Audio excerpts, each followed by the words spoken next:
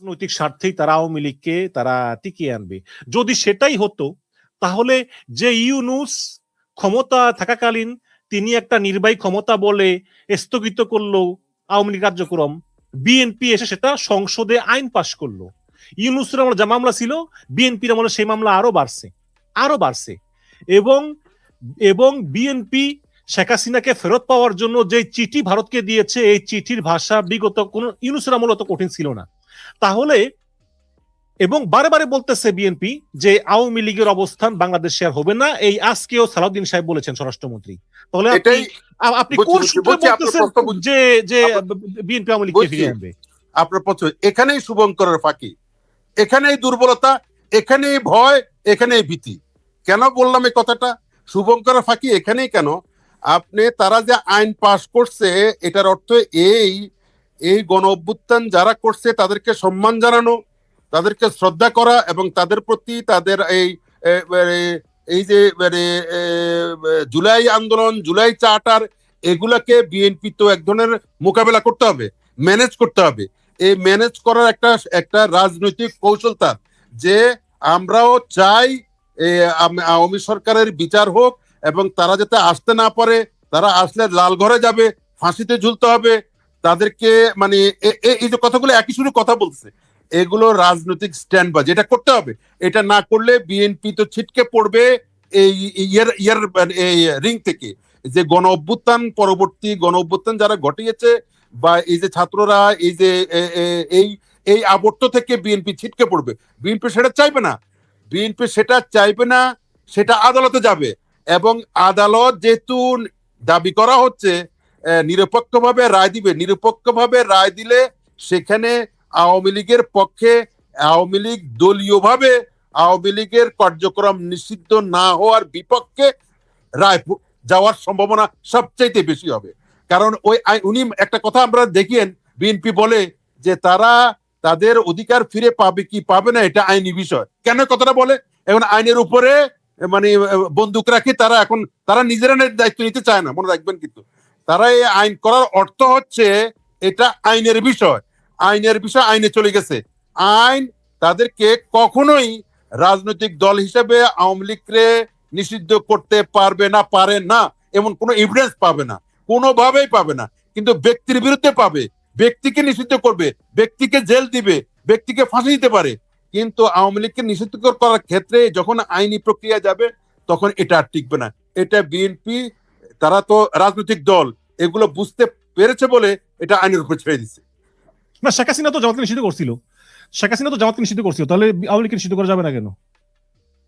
না, নিষিদ্ধ করার নাই, সেটা ঠিক না। এটা এই যে জাজ্জল্যমান উদাহরণ মানে আছে, এটা মানে আইন অঙ্গনের বিচার জজরা এটা দেখবে তো যে সেটা সে করতে পারে নাই, সেটা টিকে নাই এবং এটাও টিকবে না। আর এটা কোন রাজনৈতিক দলের পক্ষে এই জাতীয় মানে আইনি প্রক্রিয়া টিকে না, এটা পৃথিবীর কোন দেশে হয় নাই। এখন আপনি নুরনবার্গ বিচারের উদাহরণ দিবেন, সেটা আর বাংলাদেশের এটা এক নয়, ওটা সর্বগ্রাসী, সর্বব্যাপী এবং মানে বিধ্বংসী। এটাও বিধ্বংসী, কোনো সন্দেহ নাই, কিন্তু ওটার ব্যাপকতা অনেক বেশি। জি, তাহলে জামাতকে নিষিদ্ধ করা ঠিক আছে, কিন্তু আওয়ামী লীগকে নিষিদ্ধ করা ঠিক নাই, আপনি বলতে চান? না না, আমি সেটা বলি না।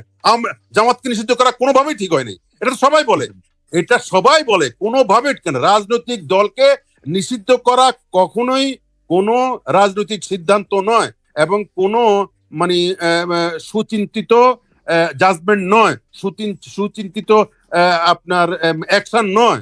রাজনৈতিক দলকে আপনি দেখেন, বাংলাদেশে মুসলিম লীগ নাই হয়ে গেছে না? মুসলিম লীগ নিষিদ্ধ করতে হয়েছে। স্বাধীনতার পরে বঙ্গবন্ধু সরকার ইচ্ছা করলে মুসলিম লীগ নিষিদ্ধ করতে পারতো, তো নিষিদ্ধ করে নাই, তো মুসলিম লীগ নাই হয়ে গেছে না? এটাই রাজনৈতিক দলের ধর্মটাই এরকম, তাদেরকে জনগণ নাই করে, আপনার কোনো এক্সিকিউটিভ অর্ডার নাই করতে হয় না, এবং এক্সিকিউটিভ অর্ডার নাই হলে সেটা হিতে বিপরীত হয়। সেটার প্রমাণ না, সেটার প্রমাণ জামাত তো হয় নাই, উপরন্ত মানে একটা দুর্দান্ত প্রতাপশালী দলকে নাই করে দিছে। এই উদাহরণ আমার মনে হয় যে মানে আওয়ামী লীগকে সরকার আরো হয়তো আরেকটা নির্বাচন বা দুইটা নির্বাচন নিষিদ্ধ করে রাখলেও একটা সময় কিন্তু বিষয়গুলো জনগণের উপরে ছেড়ে দিতে হবে। হয়তো শেখ হাসিনা সে সময় থাকবেন না, বাট দল হিসাবে কতটুকু শক্তিশালী থাকে। জাতীয় পার্টি কিন্তু এক সময় 35 সিট পেয়েছিল, তারা আস্তে আস্তে দুর্বল হয়ে গিয়েছে। আওয়ামী লীগের ক্ষেত্রে কি হয় আমি জানি না, কারণ সমস্ত বিশ্বে কিন্তু এটা ডানপন্থার বিকাশ করতেছে আস্তে আস্তে। এটা ইউরোপ বলেন, ইন্ডিয়া বলেন, বাংলাদেশ বলেন, ডানপন্থা বা উগ্রপন্থা বলেন, বিকাশ করতেছে। হ্যাঁ, এই মিশন ভাই আপনি যে কথাটা বলছেন, কোন পন্থার উত্থান এবং পতন এগুলো মনে রাখবেন সাময়িক। আপনি যে কথাটা বলছেন আমরাও একসময় বলতাম বা বলিও যে সারা বিশ্বে উগ্রবাদী ডানপন্থা ব্যবস্থার উত্থান ইমার্জেন্স হচ্ছে, সত্য, দিস ট্রু। আবার এটাও সত্য যে এই আপনি ভারতবর্ষকে যদি দেখেন, ইন্ডিয়াতে 50-50 ব্যাপকভাবে এই উগ্রবাদী ব্যবস্থার বিরুদ্ধে ব্যাপকভাবে মানুষের একটা জাগরণ তৈরি হয়ে গেছে ব্যাপকভাবে। এবং এই যে কর্কজ নাকি ককরোচ, এই যে ককরোচ যে আন্দোলন, এই আন্দোলনটা ইট ওয়াজ এক্সটেন্সিভ এবং ইট ওয়াজ এ ম্যাসিভ মুভমেন্ট। আপনি এটাকে ইন্ডিয়ার কারণে, একটা বৃহৎ গণতান্ত্রিক দেশের কারণে আপনি জিনিসটা কাজ করতে পারছেন না, but it was a huge movement এবং হিউজ ডেমনস্ট্রেশন। এই ডেমনস্ট্রেশন ইন্ডিয়াকে দেখাই দিচ্ছে, ইন্ডিয়ান মানুষ, ইন্ডিয়ান যারা আগামী দিনের রাষ্ট্র পরিচালনা করবে বা করতে যাচ্ছে, আপনি এটা মনে করিয়েন না যে এদের মধ্যে কোনো নড়াচড়া হয় নাই। এদের মধ্যে নড়াচড়া অবশ্যই হচ্ছে এবং ব্যাপক ধরনের পরিবর্তনের সূচনা হওয়ার লক্ষণ আছে। এটা একদম মানে এই এই এই বিপ্লবটা, এই আন্দোলনটা, এই নড়াচড়াটা, এই ককরোচ আন্দোলনটা একদম বৃথা গেছে বা বৃথা যাচ্ছে, এটা ভাবার কোনো যুক্তি নাই। না, অবশ্যই আপনার সঙ্গে আমি একমত। পড়বে এবং এটা প্রভাব সমাজে পড়বে।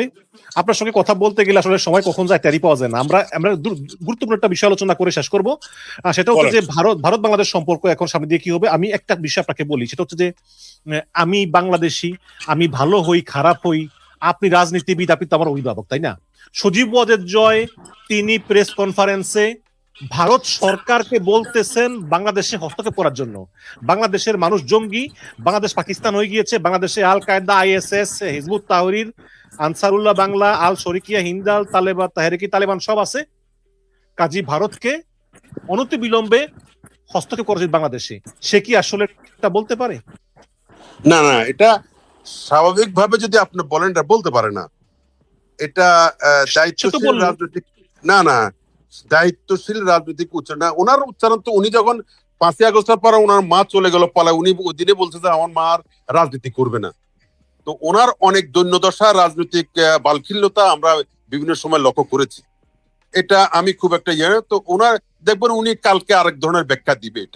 এটা ওনার কোনো মানে খুব ডিপ থটের এক্সপ্রেশন নয় বলে আমি মনে করি। এটা স্বাধীন দেশের নাগরিক, আপনি সেই দেশকে আক্রমণ করার জন্য আরেকটা দেশকে আপনি সংবাদ সম্মেলনে উৎসাহিত করতেছেন, এটা কোনো কথা? পৃথিবীর ইতিহাসের কোনো ঘটনা আরেকটা না, এটা কোনো কথাই নয়। এবং এটা নিয়ে এটা বরঞ্চ উনি উচ্চারণ করে মানে আওয়ামী লীগরা আরো বেশি খাটো করেছে দেশ বিদেশে। এবং এটা দেখেন, শুনেন, আমি একটা কথা বলি। আমি আওয়ামী লীগের কিছু লোক, আপনার ইউটিউবার, ইন্ডিয়ান কিছু সাংবাদিক বা বুদ্ধিজীবী বা সুশীল সমাজের লোকরে আহ্বান করে বক্তব্য দেওয়ার জন্য, এমন ভাবে কথা বলে এবং ওইসব ইউটিউবরা, ওইসব আলোচকরা, যেমন নাকি আমি একটা আপনার সাথে আসছে কিনা যাই না, ওই যে গৌতম লাহিড়ী যখন কথা বলে, মনে হয় যেন বাংলাদেশে একদম কলার হাতরা, কিছুই না, বাংলাদেশে কোনো মানুষ নাই, বাংলাদেশে কোনো বুদ্ধিজীবী নাই। 3বার আসছিল মনে হয় আমার চ্যানেলে। হ্যাঁ, না, আপনি এটা লক্ষ্য করবেন, বাংলাদেশে কোনো বুদ্ধিজীবী নাই, ডিপ্লোমেট নাই, সব ডিপ্লোমেট ওদের দেশে আছে, মানে ওরাই সবকিছু, বাংলাদেশের মানুষ কোনো বুদ্ধিজ্ঞান নাই, মানে এভাবে কিন্তু কথা বলে। ওদের দয়া খেয়ে পরে বেঁচে আছি আর কি। হ্যাঁ, ওদের দয়া করবে। তো আমরা কেন, আমি সবাইকে বলি, এইগুলোর জবাব কিন্তু দেওয়া উচিত, এগুলোর জবাব দেওয়া উচিত। ঠিক তেমনি আমাদের কিছু বুদ্ধিজীবীরা, আমাদের কিছু ইউটিউবাররা, চ্যানেল যারা চালায়, তারাও পরক্ষণে তাকে এই কথার জবাবটা দেওয়া উচিত যে যে তুমি বলছো, তুমি যেটা বলছো এটা সঠিক নয়। এই কথাটা আমি দেখছি অনেকে বলে না, বরঞ্চ তার সুরে কথা বলে, তার সাথে হাসে, তার সাথে কাঁদে। এগুলো সাময়িক বাহবা হয়তো পাওয়া যায়, আপনার দলীয় বাহবা হয়তো পাইলেন, আপনার আওয়ামী লীগ যারা করে তারা হয়তো বাহবা দিল সাময়িক, কিন্তু প্রকারান্তরে দেশ ছোট হইলো, দেশের মানুষ ছোট হইলো। এটা উচিত নয়। আমি দেখছি অনেক আওয়ামী লীগের ইউটিউবরা এই মুহূর্তে বাপ্পি লাহিড়ী তো না কি জানো, গৌতম লাহিড়ী বা আরো কে কে যেন আছে, এরা কথা বললে এরা উচ্ছ্বসিত, জয়ন্ত চৌধুরী, সুবীর ভৌমিক, এরা খুব উচ্ছ্বসিত হয়, মানে এরা খুব আনন্দিত হয়, উদ্বেলিত হয়, কিন্তু এটা ভাবে না যে এটা সেটা আমার দেশকে খাটো করে কথা বলছে। সুতরাং আমি যেটা সজীব জয়ের অনেক কিছু তার ঘাটতি আছে, মানে তার মা যদি বলতো সেটা আমি এই মুহূর্তে চট করে বলে দিতাম যে এটা দেশদ্রোহী কাজ করেছে উনি। তো এই দেশদ্রোহী, এটা কোনো সন্দেহ নাই। আপনারা বলতে পারেন না, আপনি এটা বলতে পারেন না যে বাংলাদেশকে আপনারা আক্রমণ করেন, যেভাবে বলেন না কেন, যে শব্দে বলেন না কেন, এটা আপনি বলতে পারেন। কিন্তু এই লোকটার কিছু বালখিল্যতা আছে, তার অনেক অর্বাচীন, অনেক ক্ষেত্রে এখনো তার কথা আমি অতটা নিব না। তবে মানে এটা কোনোভাবেই অ্যাকসেপ্ট করা যায় না, এটা কোনো গ্রহণযোগ্য।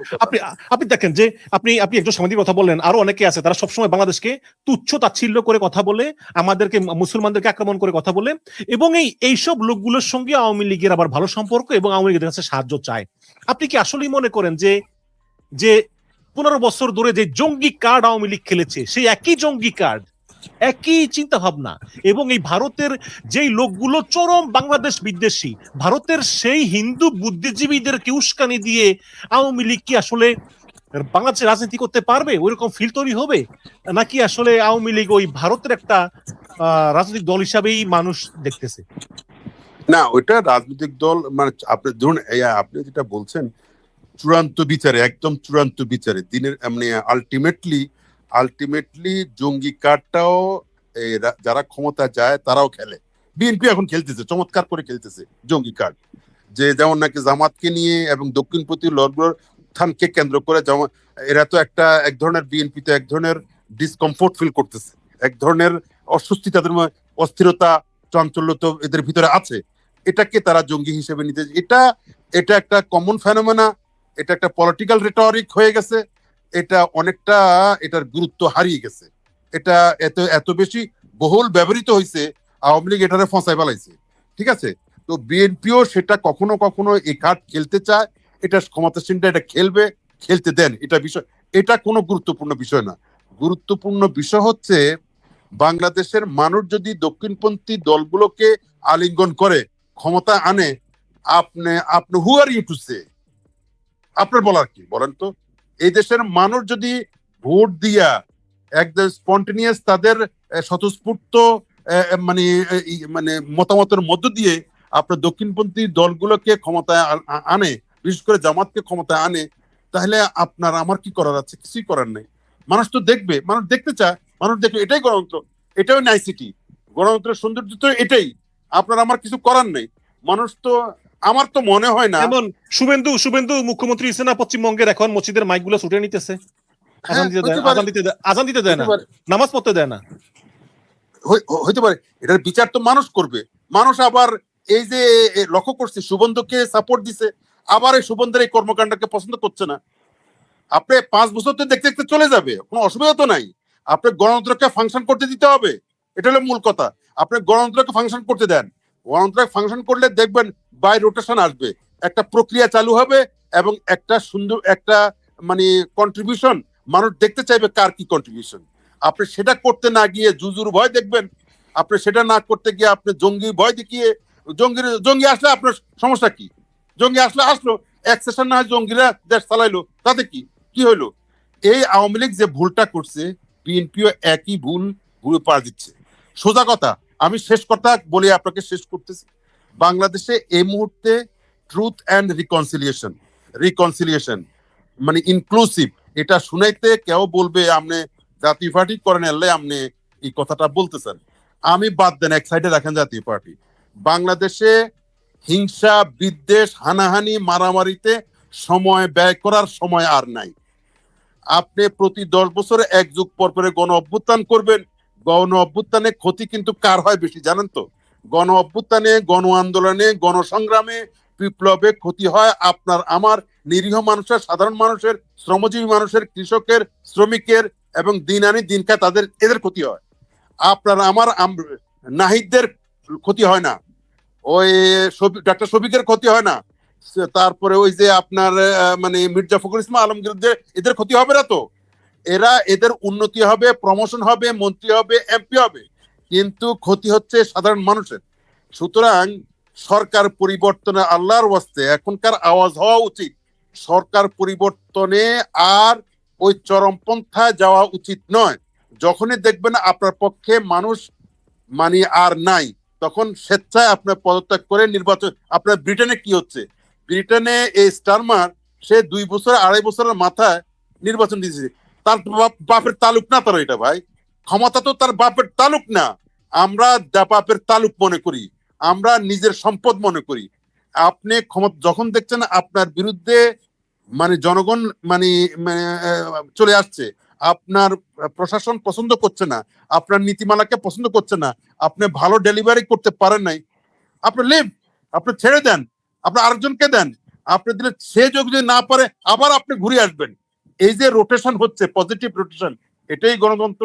এই অবস্থায় যদি না যাওয়া হয় তাহলে বাংলাদেশে হানাহানির মধ্য দিয়ে সরকার পরিবর্তন হবে, হিংসার মধ্য দিয়ে সরকার পরিবর্তন হবে, স্ট্রিট ডেমনস্ট্রেশনের মধ্যে দিয়ে সরকার পরিবর্তন হবে, বিপ্লবের মধ্যে দিয়ে, রক্তাক্তের মধ্যে দিয়ে সরকার পরিবর্তন হবে।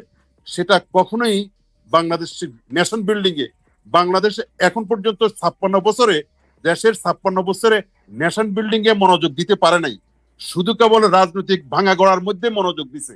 আপনি লক্ষ্য করে থাকবেন বাংলাদেশের মানুষ, রাজনৈতিক দলের নেতারা শুধু ভাঙ্গা গড়ার মধ্যে আছে গত 56 বছর।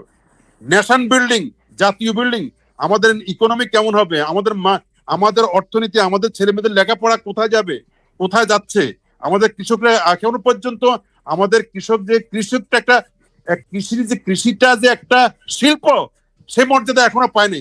এখনো কৃষক মানে কৃষক, এখনো কৃষক মানে চাষা ভুষা। আপনি মনে করেন এটা কি স্বাধীনতার 50 বছরে? আপনার ব্রিটেনে একজন কৃষক মানে কি? আমি লন্ডনে ইয়েতে দেখছি, কি বলে এটাকে, অস্ট্রেলিয়াতে একজন কৃষক মানে সে একটা শিল্পপতি, সে নিজেকে একটা শিল্প ভাবে, সেটা ভাবে এটা একটা শিল্প, এটা কোনো সে নিজেকে, আমাদের সে একটা কৃষক মানে সে ভাবে সে তো মানে শহরের যে জৌলুর জীবন, ওদের কাছে তার, সে খুব অপ্রান্তীয়, তাদের কাছে তার কোনো ভ্যালু নাই। সে একজন কিষানি, সে একজন কৃষক, সে একজন চাষা, সে একজন ভূষা, সে তার কোনো ঠিক ব্যাপারটা কিন্তু এরকম নয়। আপনার আমাদের যে প্রচুর সংখ্যক লোক দেশের বাইরে এখনো ঘাম শ্রম দিয়া জীবিকা অর্জন করে, এটা আপনার কতদিন চলবে এভাবে? আপনার অর্থনীতি তো আপনাকে চালাইতে হবে, আপনার অর্থনীতি মানে ফাউন্ডেশন তো হইতে হবে, সেটার কোনো মনোযোগ নাই। আপনি শুধু ভাঙা গড়ার মধ্যে আছেন, আপনি রাজনৈতিক প্রক্রিয়ার মধ্যে আছেন, সংস্কারের মধ্যে আছেন, সংস্কার সংস্কার সংস্কার, জুলাই জুলাই জুলাই, তারপরে 71 71 71, 75 75 75, এ নিয়ে চলছে দেশ।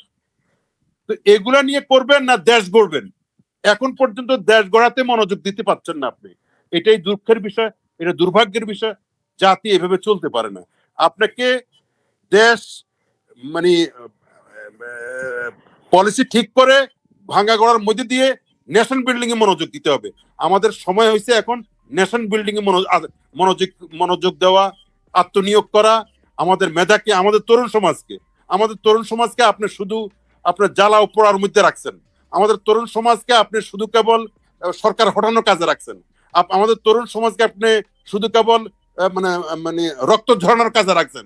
জাতীয় বীর খেতাব দিচ্ছেন তাদেরকে, খুব সুন্দর সুন্দর কথা বলছেন, মানে দেশ দেশ দেশকে ধ্বংস করে আবার যে দেশকে গড়তে হয় সেই কাজে তাদেরকে লাগাইতে পারলেন না, এই মেধাকে কাজে লাগাইতে পারলেন না, এই তরুণ সমাজকে আপনি দেশ গড়ার কাজে লাগাইতে পারলেন না, শুধু দেশ ভাঙার কাজে লাগাইলেন, মানে প্রতিষ্ঠান ভাঙার কাজে লাগাইলেন, ধ্বংসের কাজে লাগাইলেন, কিন্তু গড়ার কাজে লাগাইতে পারলেন না।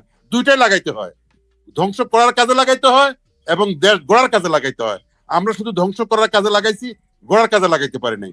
এখন সময় আসছে আমাদের এই তরুণ সমাজকে এই পজিটিভ ওয়েতে যে যা হয়েছে, অনেক কিছু হয়ে গেছে, দরকার আমরা আর সেই ফেরত যাব না। আমরা একজন রিকনসিলিয়েশনের মধ্য দিয়ে এবং আপনার একটা ইনক্লুসিভ সমাজ ব্যবস্থার মধ্য দিয়ে আমরা সবাই, সব পন্থী, দক্ষিণপন্থী, উত্তরপন্থী, পশ্চিমপন্থী, তারপরে আপনার পূর্বপন্থী, সব ঘরানার লোক দিয়ে এই 56,000 বর্গ কিলোমিটারের 18 কোটি জনগোষ্ঠীকে নিয়ে আমরা একত্রে বসে আমরা মৌলিক বিষয়ে এক হইতে হবে। জাতীয় মৌলিক ইস্যু নিয়ে আমরা যদি এক হই, একটা কনসেনসাস তৈরি করি এবং একটা ন্যাশনাল চার্টার তৈরি করি, ন্যাশনাল চার্টার, যে না আমরা এই জাতীয় ইস্যুগুলি নিয়ে আর বিতর্ক করবো না। আপনি কি মনে করেন 71 সালে যে বিতর্ক তৈরি হয়েছে সেটা শেষ হয় নাই? সেটা এখনো রাজাকার রয়ে গেছে। এখন সেটা ঠিক জুলাইকে নিয়ে আবার একটা বিতর্ক ভবিষ্যতে এই ক্ষত থেকেই যাবে। 71 যেরকম ক্ষত রয়ে গেছে, জুলাই এই ক্ষত রয়ে যাবে। এই ক্ষত রেখে দিয়ে ইতিহাসে এই ক্ষত রেখে, এই জিঘাংসা রেখে, এই এই মানে হিংসা রেখে আপনি কখনো এগিয়ে যেতে পারবেন না, আপনি আগাইতে পারবেন না। অর্ধেক লোক আপনাকে টানি ধরবে, অর্ধেক লোক আপনাকে বাহবা দিবে। আপনার উন্নতির জন্য পুরা জাতির একত্র হইতে হবে। তাহলে আপনার বিদেশিদের সাপোর্ট পাবেন, আপনার আভ্যন্তরীণ বিনিয়োগ বাড়বে, তারপরে ফরেন ইনভেস্টমেন্ট বাড়বে, মানুষ আশান্বিত হবে, বিদেশিরা এখানে ইনভেস্ট করতে আগ্রহী হবে।